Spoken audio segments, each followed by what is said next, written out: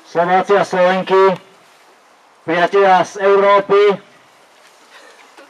a naši drahí a milí židovskí spoluobčania, na stráž!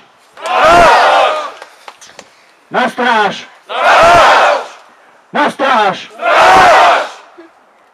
Som rád, že sme sa tu dnes v takomto celkom hojnom počte zišli, aby sme si pripomenuli 71. výročie vzniku slovenského štátu, vzniku štátu, ktorý si na rozdiel od súčasnej republiky mohol naozaj hovoriť, že je to slovenský štát, vzniku štátu, v ktorom stal Slovák a jeho záujem na prvom mieste.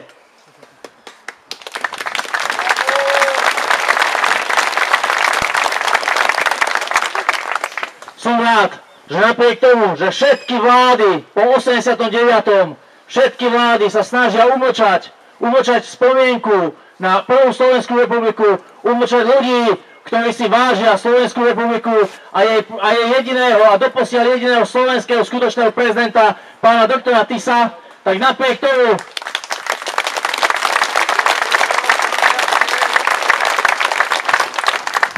tomu sa nás tu pri hrobe pána prezidenta schádza z roka na rok viac. Sú tu starí ľudia, mladí ľudia, stredná generácia a nie len tak, ako počujeme v médiách, že nejakí výrastkovia a dôchodcovia.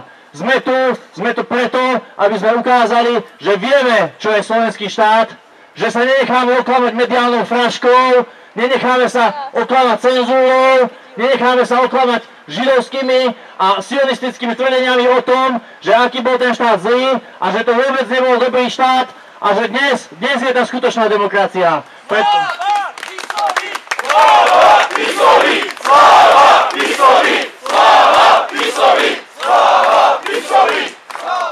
Sme tu preto, aby sme všetci spoločne povedali, ako bolo v médiách, všade dneska ste mohli počuť, že boli iniciatívy